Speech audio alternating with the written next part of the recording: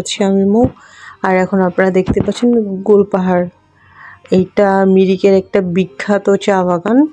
এটা হচ্ছে এই চা বাগানটার নামই গোল পাহাড়, বিকজ এইটার যে আপনারা চা বাগানটা দেখতে পাচ্ছেন সব গোল গোল পাহাড়ের উপরে, দুই পাশে হচ্ছে গোল গোল এরকম চা বাগান, আর মানে এরকম মাঝখানে একটা রাস্তাগুলো হচ্ছে ছোট ছোট ডিবির মতো, বাট অস্থির একটা লুক।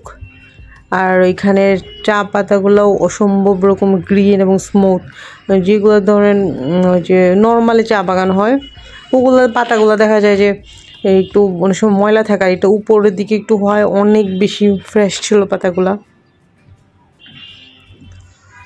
তো আমিও অন্য অন্য সাইডগুলো একটু ভিডিও করার চেষ্টা করছি, আর এই ভিডিওটা করেছে আমার হাজব্যান্ড। তো আমরা গ্যাংটকে ছিলাম 2 দিন, নর্থ সিকিমে 3 দিন, তারপর দার্জিলিংয়ে ছিলাম আমরা, মানে দার্জিলিংয়ে ছিলাম 3 দিনের মতো। 3 দিনের ভ্রমণ শেষে এখন আমরা যাচ্ছি বাগডোগরা এয়ারপোর্টে। বাগডোগরা এয়ারপোর্টে যাওয়ার পথেই এই মানে টি গার্ডেনটা আর কি, গোল পাহাড়টা, এই জায়গাটা। আর এই টি গার্ডেনটার নামই মেনলি হয়েছে, এই জায়গাটার নামও গোল পাহাড়। এই গোল গোল পাহাড়গুলোর জন্য সবাই এটাকে গোল পাহাড় নামেই চিনে। এটা হচ্ছে দার্জিলিংয়ের গোল পাহাড়। তো এখানেও টুরিস্ট স্পটই এটা বলা যায়। আর পাহাড়টা আসলে ভিতরটা অনেক বেশি সুন্দর, কিন্তু পুরা গার্ডেনটাতে ঘুরতে দেওয়া হয় না। এখানে একটা ওই যে ছোট্ট দরজার মতো আছে, ওইটা দিয়ে ওরা ক্লোজ করে রেখেছে। এটা যে যারা মালিক পক্ষ আছে ওনারাই শুধু ওইটার ভিতরে প্রবেশ করতে পারে, আমাদের মতো সাধারণ টুরিস্ট যারা আছে তাদেরকে প্রবেশ করতে দেওয়া হয় না।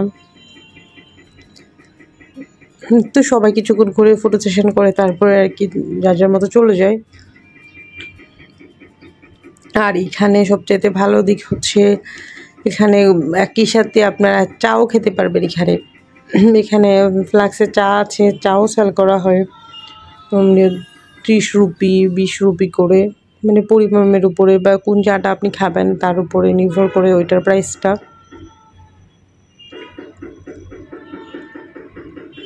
আর পাহাড়ের এদিকে অনেক সুন্দর সুন্দর ছোট ছোট রাস্তা আছে, কিন্তু ওখানে ভিতরে যেতে দেওয়া হয় না, শুধু আমরা বাইরে থেকেই দেখছিলাম আর ভিডিও করছিলাম। পাহাড়ের উপরটা অনেক বেশি সুন্দর, ভিতরে যেতে পারলে ভালো হতো, বাট আমাদেরকে তো যেতে দিচ্ছিল না। আর এখানে হচ্ছে আরও ভিতরে অনেক বড়, তা আমাদেরকে এইটুক জায়গাতেই থাকতে দেওয়া হচ্ছিল।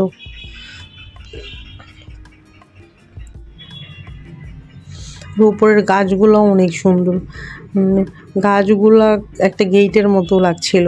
মানে নিচের গাছটা হচ্ছে চিকন আর উপরের গাছটা হচ্ছে যে ক্রিসমাস ট্রি টাইপের অনেকটা। না, আমার মনে হয় এগুলো ক্রিসমাস ট্রি টাইপের হবে, বিগ সাইজের। আর দার্জিলিংয়ে তো ক্রিসমাস ট্রির মোটামুটি গার্ডেনই আছে, মানে একটা রোড আছে, ওই রোডটা পুরাটাই চারপাশে হচ্ছে এরকম ক্রিসমাস ট্রিতে ভরা।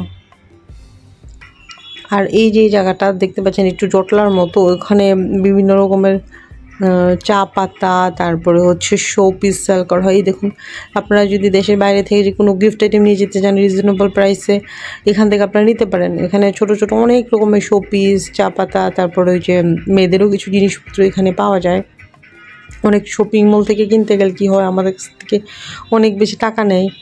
এই যে কুকুর, এই কুকুর দুইটা যতক্ষণ ছিলাম ততক্ষণ জ্বালিয়েছে আমাদেরকে।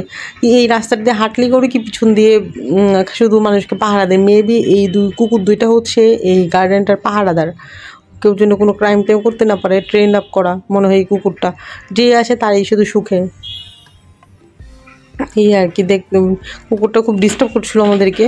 তো ওটাও ব্যাপার না, তবে কুকুরগুলো কামড়ায় না, শুধু আর কি ভয় দেখায়। কিন্তু এখানে ফটো সেশন চলছে, আমার হাজব্যান্ড আর আমার বেবি পিকচার তুলছে ওরা। এখন আমার দেবর আর আমার বেবি ছবি তুলবে। আমার দেবর যে লাল মাফলার পরে পুরা তামিল নায়কের মতো বসেছে।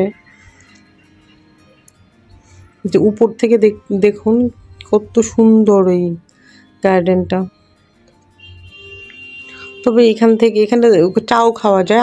আমার নেক্সট ভিডিওতে দেখবেন আমরা একটা চার বড় দোকানে যাব, ওখানে থেকে আমরা কিছু চা পাতা কিনেছিলাম আর কিছু কুকিজ কিনেছিলাম, পরে দেখাবো আপনাদেরকে, আমার পরের ভিডিওটাতে আছে ওইটা। এখন আমরা এই গার্ডেনটাই দেখব, এই গার্ডেনটা থেকে আমরা ওই চার শপটাতে যাব, ওখান থেকে চা খাবো, চা কিনবো আর একটা কুকিজ কিনেছিলাম, ওটা আপনাদেরকে দেখাবো। অসম্ভব টেস্টি ছিল ওই কুকিজটা। তবে এটা নিচ থেকে না অতটা বোঝা যায় না এই টি গার্ডেনটা কত সুন্দর। উপর থেকে দেখুন মনে হচ্ছে যে কার্পেট বিছানো আছে, গ্রিন কার্পেট ওরকম করে বিছানো আছে এখানে, এরকম লাগছিল। এখানে ড্রোন দিয়ে ভিডিও করতে পারলে ভালো হতো। ওকে, আমরা এখন টি গার্ডেনের দিকে যাচ্ছি।